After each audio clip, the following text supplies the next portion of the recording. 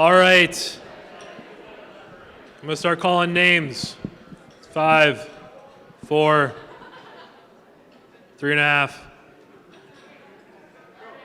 All right.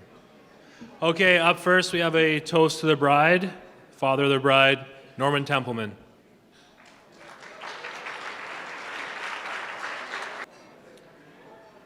Hello. I'm going to keep this short because I'm speechless. Oops. Okay. Mike, welcome to the family. I guess everyone raise your glass. We're going to do a toast to Melissa, the beautiful bride. To Melissa. You got to all stand up and do it. Stretch those legs.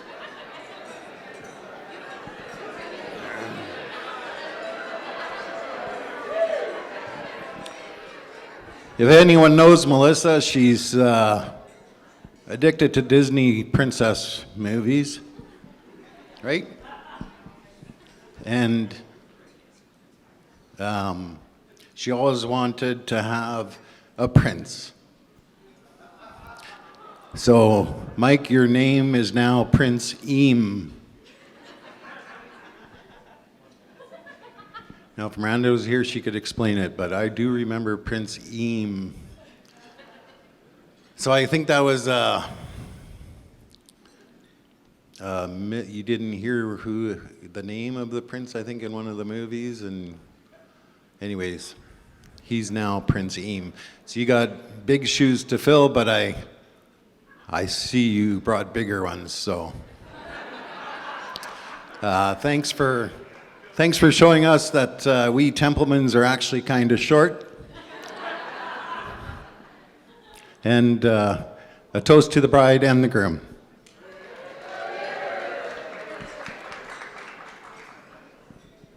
And that's it.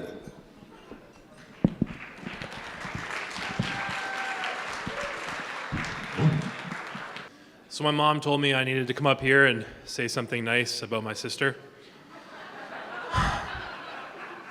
Which is confusing because this is from the same woman that taught me that if you have nothing nice to say, don't say anything at all. So she's going to come up and say it instead. Please welcome mother of the bride, Paula Roboto.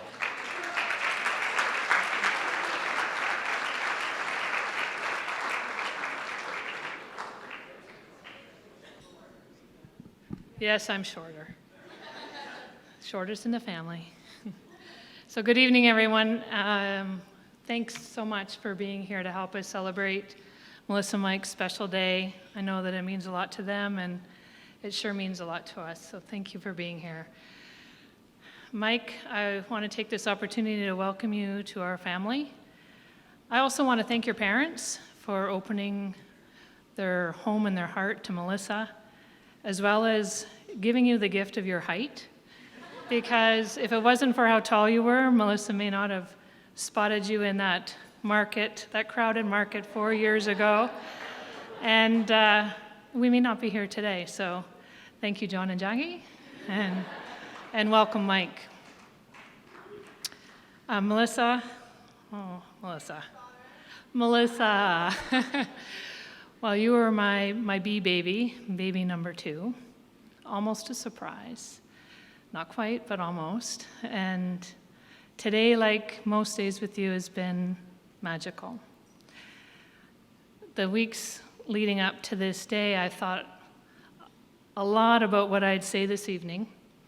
And I racked my brain trying to come up with the perfect analogy that would capture just what it was like to be your mother and watch you grow up.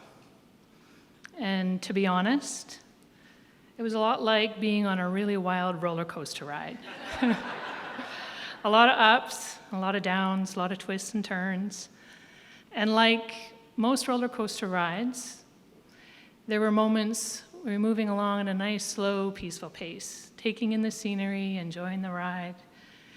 And then there were moments when that roller coaster starts to climb a really steep hill, And those were the moments of exciting anticipation when you're taking on a new adventure, learning something new, hitting all the milestones that kids do, like learning to walk, ride a bike, go to school, take piano lessons, navigate various teams and clubs and committees, learn to drive. That one was really scary. If you know Melissa, you know it was scary. And then embracing your creativity with writing songs and stories, and then going off to university and college. And these were moments, I say, of anticipation. It's like, how long is this roller coaster going to climb? When is it going to get to the top? And then that moment arrives, and the roller coaster plummets with great speed into the abyss.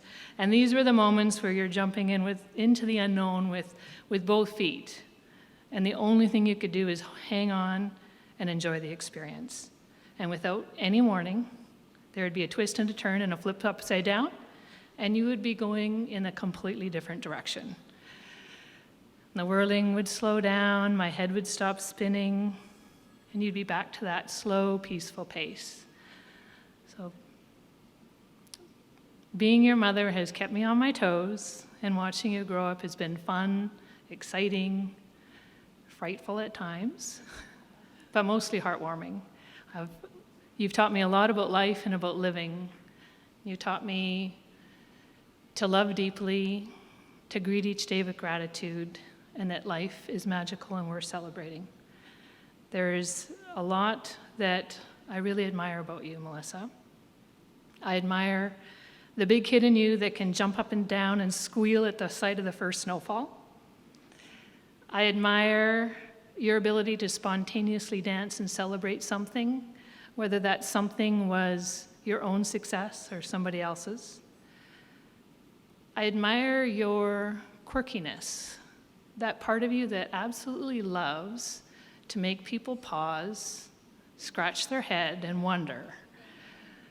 Especially times like when you show up wearing a little girl's bright pink pack-sack or carrying a lunchbox with a Disney character from Frozen on it.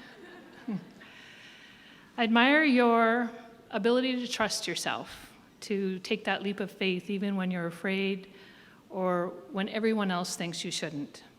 And last but not least, I admire your ability to feel deeply, to laugh, to cry, and to love wholeheartedly. So these are my memories and the qualities that I feel make up the amazing and unique woman that you are today. And so, Melissa, on this day, your roller coaster has pulled into the station and has come to a full stop. The tracks are being changed, the park is being renovated, and you've moved over to make room for a partner to share the ride. And as the two of you pull out of the station and you find yourself on the launching pad of a new adventure called marriage, my wish for you both is a life full of love, respect, commitment, happiness. And may you continue to support each other with every twist and every turn along the way. And may every loop in the journey tie you closer and closer together. Mike, I'm so happy you've jumped on board.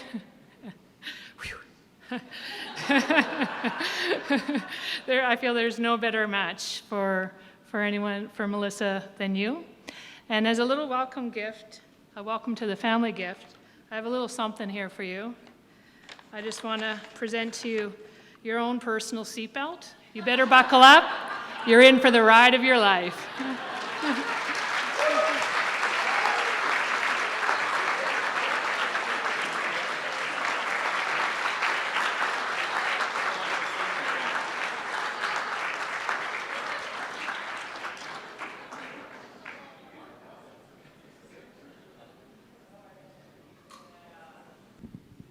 That's actually exactly what I was going to say.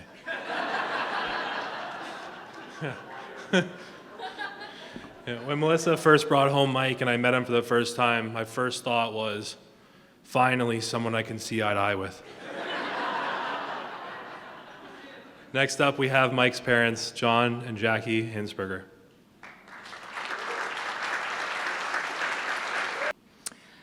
Good evening, everybody.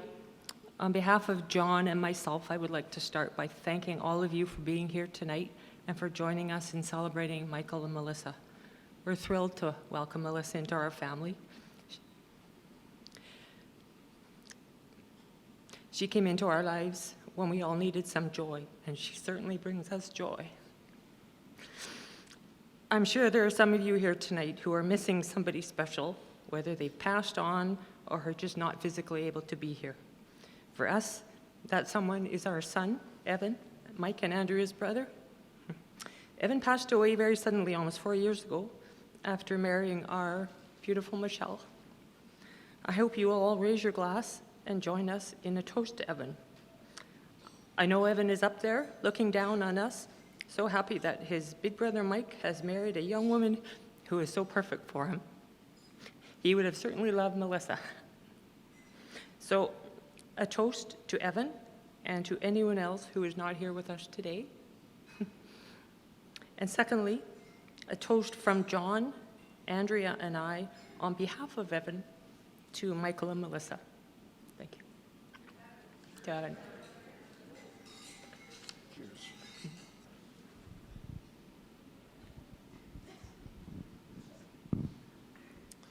Next up, Melissa, there's a little surprise. Oma is going to come up here and sing a song and do an interpretive dance. Round of applause for Willie Templeman.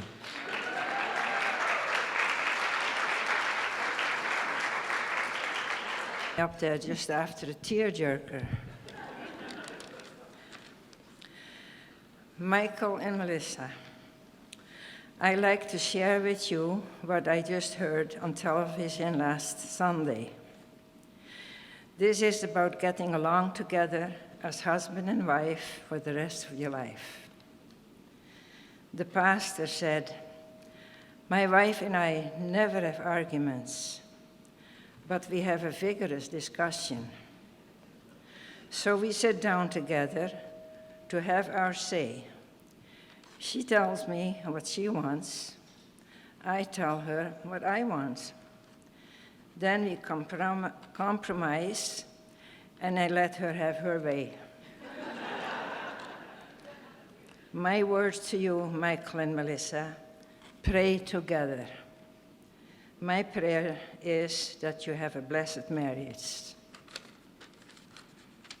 Thank you.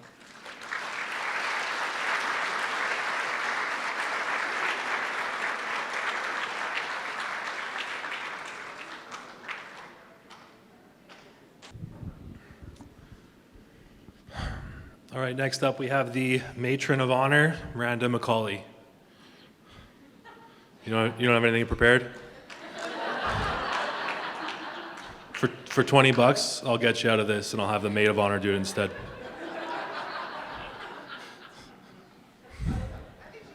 We'll do an IOU. And the maid of honor, Miranda Dumas. Okay, good evening, everyone. I'm Miranda, the maid of honor. As we may have just experienced some confusion there, that's not to be confused with Miranda, the matron of honor. Just a quick tip before I dive into my speech. In case anyone is having difficulty telling us apart, we are both wearing the same shade of green today. Miranda is the stunning woman who just arrived back in the ballroom and is sitting on the end of this table here. She is happily married. She is expecting her second child this summer. And she is the identical twin of the beautiful bride we are here to celebrate. And to tell us apart, I am none of those things. However, while I may not be Melissa's blood relation, I think it's safe to say that we are as close as sisters, possibly even a little closer, but I'll get to that in a minute. Melissa and I have been friends for over a decade. Can you believe that? It's wild. When we met in high school, we quickly bonded over the truly important things in life. Things like our love of music, our love of delicious food, and of course, being tall. As an observer of Melissa and Mike's courtship from the very beginning, It was really comforting to me to see how obvious it was that they were bonding over many of the same things that Melissa and I forged our friendship with. I remember Melissa swooning over some indie artist that Mike played in his car when he was driving us somewhere when the three of us were hanging out in the early days. By the way, Mike, thank you for driving me around all those times when we know that you were tolerating my company just to spend more time with Melissa. I took comfort in Melissa and Mike's love of delicious food. Thai Kitchen, anyone?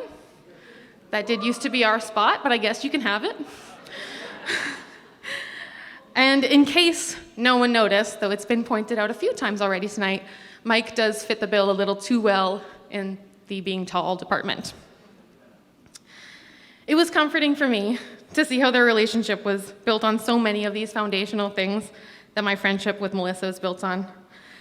Especially because nearing the time that Melissa met Mike, we were both becoming a little doubtful that it was possible to find that closeness, that support, those shared values with men. I don't think many people in this room know just how close Melissa and I were to giving up on men entirely, getting married, and spending the rest of our lives in a very happy platonic relationship.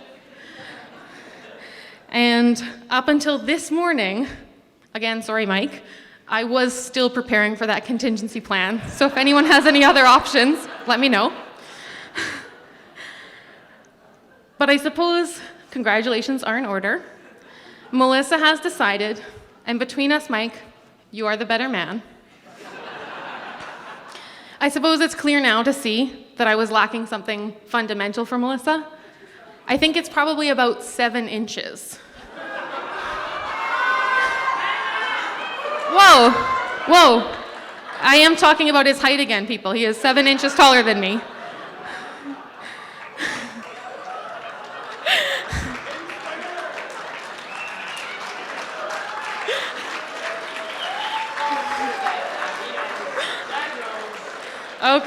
Okay. In all seriousness, I couldn't be happier that Melissa has found exactly who she wants and deserves in a life partner in Mike. This is a couple who have supported each other through real hardships, a couple who have taken risks to build the life that they want together, and who have come into every conflict with open hearts, open minds, and the willingness to compromise, not unlike how Oma was describing in some situations. Now that last one, compromising, may not sound like the glamorous romance that we are sold in popular media, Disney, but my father once told me, Miranda, true love looks like compromise. Through witnessing as Melissa and Mike have gently, most of the time, pushed and pulled each other into the very best versions of themselves, I can now see exactly what my dad meant. Looking ahead, I know that Melissa and Mike's home will always be one filled with good music, delicious food, and eventually kids who are way too tall for their age. So without further ado, I invite you to raise a glass with me to congratulate our bride and groom. Melissa and Mike, may you never stop challenging each other to grow. May you lead with love in all you do. May you remember to put your collective happiness above all, and may you never forget that I introduced you. I do accept e-transfers or cash for my matchmaking services. To the bride and groom, Mr. and Mrs. Hinsperger.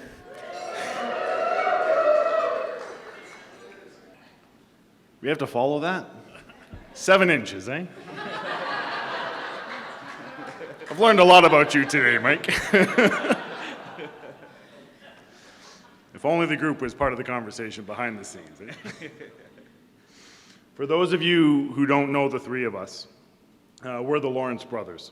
I'm Nathan, this is Derek, and Richard. Nice to meet you. As cousins to the devilishly handsome and early grain groom over there, we've spent our entire lives growing up alongside Mike. We were honored to stand beside you today, Mike, and to have a few minutes this evening to say a few words. One thing that is not lost on the three of us is that we're also standing up here representing Evan. Evan is here with us tonight in our hearts, in our thoughts, and we know that if he was here in person, that it would be him standing up here, sharing his thoughts in a way that only Evan could. It's going to take all three of us, Lawrences, to fill those shoes tonight. It's impossible to sum up nearly 38 years of memories and shared experiences into a few short minutes. There are just too many amazing memories to think about. Camping, and yes, Mike was a Boy Scout, summer vacations, the trip to Scotland, birthdays, holiday dinners, weekend sleepovers, lessons on how to properly smile for a picture, and so many more. So with that said, for those of you who don't know how to properly smile for a picture, Mike, you're welcome to demonstrate as I go through this play-by-play. I want you to throw your head back, thinking of something funny that's going to make you laugh, and bring your head back down just in time for the picture to be taken with the perfect smile on your face. Mike had a way of doing it that made it look just like he was out of a L'Oreal hair commercial. Slow motion, his hair flowing and falling into place with that glowing, photo-ready smile just as the picture was being taken. The thing that stands out the most, though, is Mike's consistent sense of humor. No family get-together or dinner is right without that dry, witty sense of humor of yours, Mike. When thinking about what to say tonight, the three of us sat down together, thinking about the words that best describe Mike. And here's what we came up with. Thoughtfulness. Even though it's a slow process, Mike really thinks things through. He takes the time to mull things over, assesses things, analyzes things, then overanalyzes things. He makes informed choices when he knows the right decision, and he obsesses over making it happen. Obsessive. When Mike gets something in his mind, he goes all in. We love that about him. It's a commitment to the things that are important to him and that he loves. It could be the focus on his health, for instance, his sleeping habits, and I'm surprised that he's actually still awake right now, to be honest with you. It is quite past his bedtime. Or the commitment to the partnership with Melissa. Melissa, though we're still getting to know you, we do know that you mean very, very much to Mike. Fearlessness. When the initial thinking is finally done and the commitment kicks in, he is fearless in chasing his new goal, willing to try new things even when it seems too difficult. Your attempt at being a hemp farmer, your love of improv, play directing, and jiu-jitsu. Most recently, leaving Bombardier, or whatever they call it now, and starting your new business with Melissa. Unorthodox, willing to question the norm, try new things without fear of what others may think or their opinions. We have always admired your strong sense of self. You put your heart into everything you do, and we know that you'll do the same with Melissa. Mike, boys will be boys, and we don't always gravitate to the touchy-feely stuff. Regardless of where we are in life, we have always been grateful to have you in our corner. We all love you so much. We are very happy for the two of you, and we're thrilled to welcome Melissa into the family. Mike, you have a great example to emulate as you and Melissa start your life as husband and wife. Me. Hold for applause. Just ask Leah. I'm nearly perfect. In all seriousness, you two don't need to look any further than Auntie Jackie, your mom, and Uncle John to understand the true meaning of a lifelong partnership. Mike, you've had a lifelong apprenticeship under the best around. For those who don't know, 40 years of love, laughter, and life. If you two follow that lead, You'll have a wonderful life. To close things out, Mike, we are so happy for you and proud for so many different reasons. We wanted to finish with a few words that we feel would be reminiscent of what Evan would have said. Love each other in the moment, love them hard, don't sweat the small things, and if you do, only cold showers. To Mike and Melissa.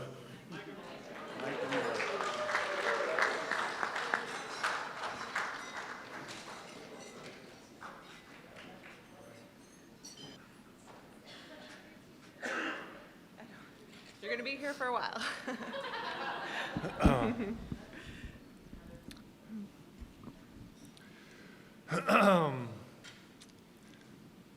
I'm not sure if you're aware, but planning a wedding is stressful. Especially these last couple of weeks. I mean, the number of hours that I've had to listen to Melissa worry about the seating chart, and worry about the ceremony, and worry about the experience of our guests. It could drive a man to drink. I'm sure you're all aware of this, but getting married really has not been easy. The number of times I've had to weep, monologue dramatically, and visibly fret just to motivate Mike to do anything remotely useful in planning our wedding is enough to drive a woman to elope. But I'm not gonna lie, I handled that stress like the best of them. Cool, calm, and collected. And I handled the procrastination like a pro. Polite, patient, and poignant. Even with all that stressing, Procrastinating. at the end of the day, today really is just a day. Just a day that represents all days for the rest of our life. It is one of many days in which we have consciously chosen to stand by each other's sides and do what love would have us do.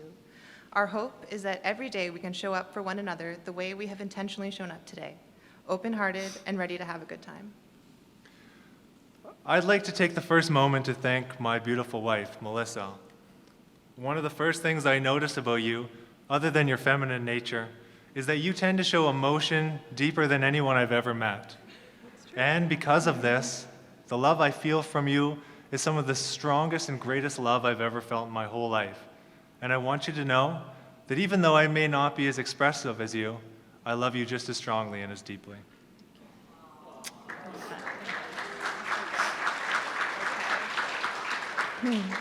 I'm so happy to be married to you, Michael. One of the first things I noticed about you, other than your height, was how great you are on stage. I love how you make me laugh, and I've never met anyone I've been more attracted to physically, mentally, and emotionally. I'm so happy to have you as my husband.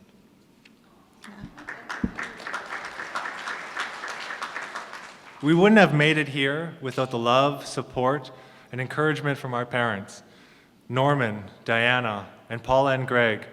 I want to thank you for welcoming me into your life. Norman, your first introduction to me was watching me as I kissed a small Asian man on stage. And I'm absolutely certain you went home that night and told Diana, honey, I've definitely just met the man my daughter will marry. And Greg, you knew me, you knew my father before we officially met, as the two of you were both playing in a local volleyball league, the Masters division, I assume. This made our initial meeting easy and casual, as you had already determined that the Hinspergers are good people. And Paula, I'm certain that you knew me well before we ever stood face to face.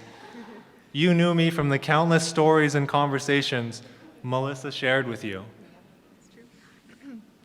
Mom, Dad, and Diana, I want to thank you for your acceptance of Mike into our family. I remember when I first told Norman, Dad, that I was going out with Mike, the first thing he said was, the gay guy?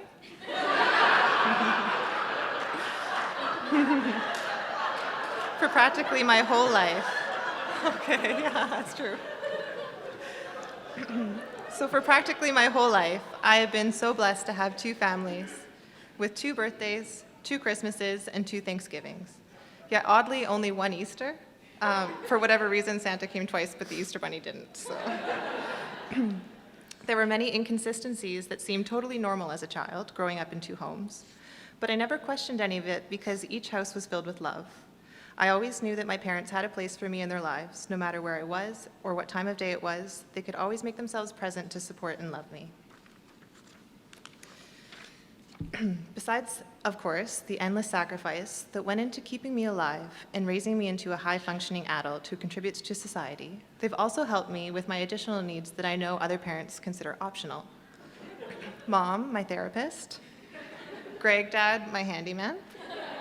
Norman, my guide. And Diana, my friend. You've been teachers, healers, confidants, movers, painters, gardeners, travel agents, and more for me. I am so lucky to have such a team to help me make it through life and arrive in this place where hopefully those jobs can be passed along to Mike. Yeah, it's good. You're welcome. But really, I will never stop needing you, and I am so lucky to have such great role models to teach me how to behave in the next phase of my life as I take on being a wife and hopefully a parent. If I could put the spotlight on my groomsmen for just a moment.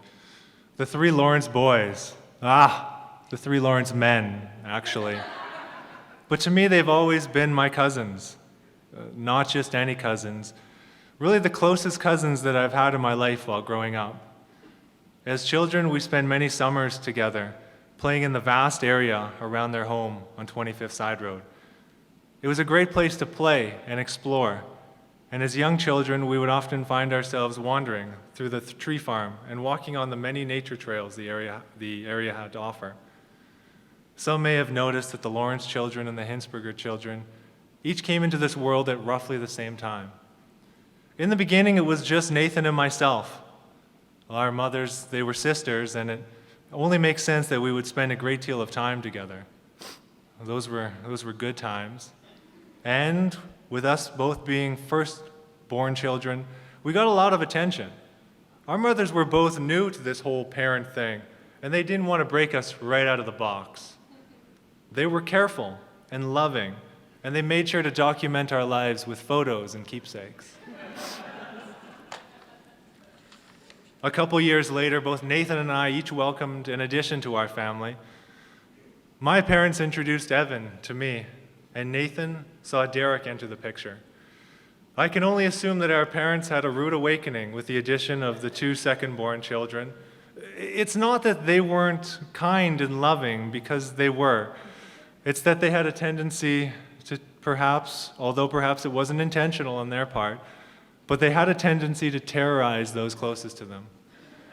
I have several very specific memories of my brother and I as young boys enjoying a bath together, but I remember being slightly on edge. Why, you ask? Because I knew it was only a matter of time before Evan took a shit in the tub. Sorry, Paula, I apologize for swearing. But I felt it was needed to really drive that point home. It was disgusting. But even with all the pooping in the bathtub, Evan was a great brother. And while Evan was dropping little turds in my bathwater, Derek was taking chunks out of all of those who angered him. You see, Derek Lawrence was a biter. Derek didn't believe in the non-violent ways of resolving interpersonal conflict. Derek relied on his instinct. The instinct to grab the arm and bite anyone who provoked him. And Evan, my brother, he was particularly good at provoking him. He learned what to say and do to really get Derek riled up. So, in a sense, Evan deserved every bite he got from Derek. Derek's biting continued for some time, much to the concern of both of our parents. They attempted to punish Derek for his behavior by washing his mouth out with soap, but that only angered him further and caused him to develop a taste for shea butter and Irish Spring.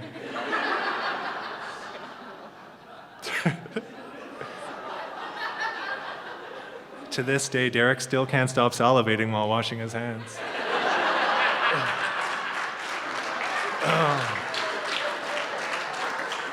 But Derek didn't continue biting forever. He matured and he grew up, and he became the fine young man you see here today. The final additions to the Lawrence and Hinsperger family were Richard and Andrea. By this point, and given that they were the third child, they were shown a very different, more relaxed parenting style. All of a sudden, it didn't seem so important to capture a photo of every moment of their life. This is something that Andrea and Richard will both attest to. So I guess this was just a long way of saying thank you for growing up with me, and thank you for being my groomsmen.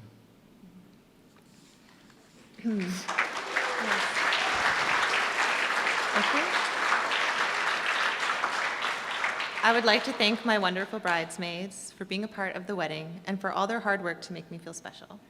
You all succeeded, and I'm not sure that I'll ever return to non-princess mode. So. Selecting these ladies for this day was easy. They are some of my oldest go-to people for everything that I need.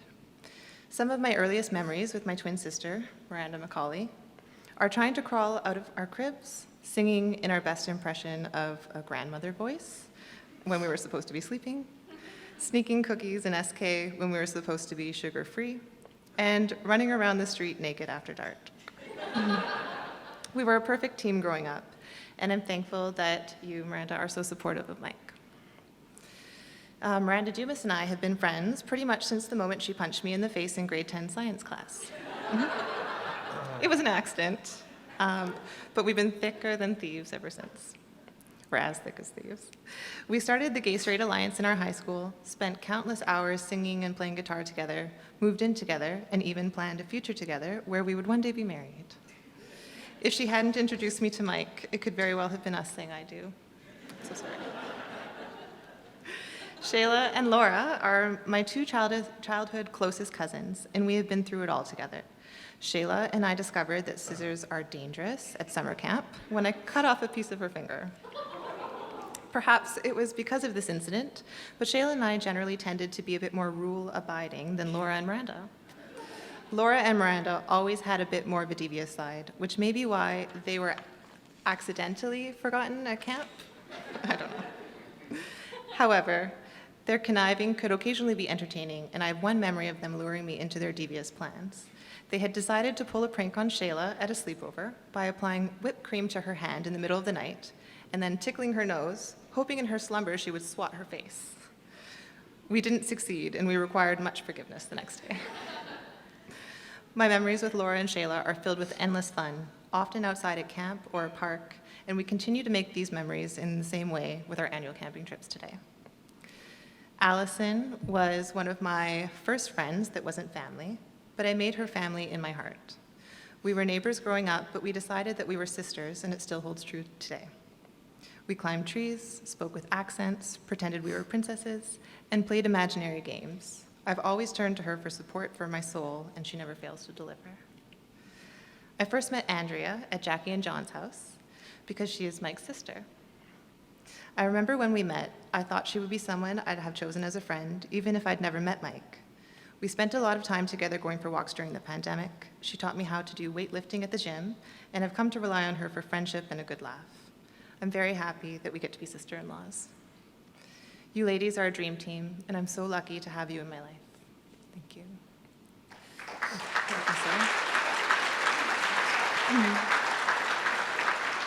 So moving now to the Hinspergers, I'd like to say thank you so much, John and Jackie, for welcoming me into your family. You've been such kind, generous, and loving people to me, and I couldn't imagine a better set of in-laws.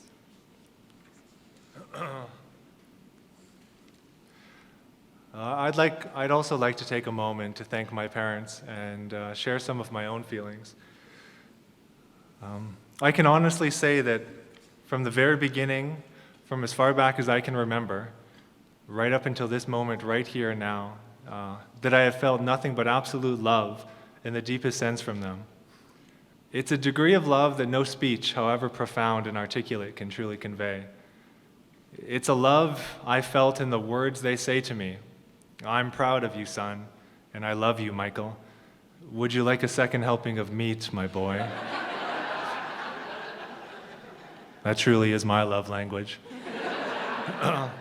I've also experienced their love in their actions and behaviors, whether it's helping me paint the living room or always preparing a delicious meal for us on Saturday nights. They also never stopped giving their love during some of the more difficult times in our lives. Low points where I went through tremendous suffering, where I struggled with addiction to alcohol. I could only imagine what it was like for them to watch their son go down such a path. As my drinking got worse and my suffering deepened, they continued to love and support me. Looking back, I feel bad to have put them through that, because I know that as I suffered through that period, they suffered right there with me. So I'm tremendously grateful that they didn't give up. A couple years ago, well, we all suffered together as we experienced the tragic death of my brother. The unexpected nature of it caused some of the most intense emotional pain we've ever been through. It's life events like this that you can really only get through because you have the love and support of your family. The love I felt from them continues to this day. It continues in the support they wish or they display for all of my passions and pursuits. They've always strongly encouraged my athletic and artistic pursuits, whether it's my love of jiu-jitsu and ultimate frisbee or my love of theater and improv. The encouragement and feedback they give me doesn't seem insincere or perfunctory. It's filled with genuine and authentic enthusiasm. You did a great job, son, and we're both proud of you. I hope those sentiments continue to ring true from this day forward. As Melissa and I truly begin our lives together, I know that the love I've always felt from them will continue. As we build our lives and grow our family, the love that they give to each of us will only get stronger. You have both been excellent models of what a family is capable of being, and I hope to take these lessons and implement them with my own family. Thank you.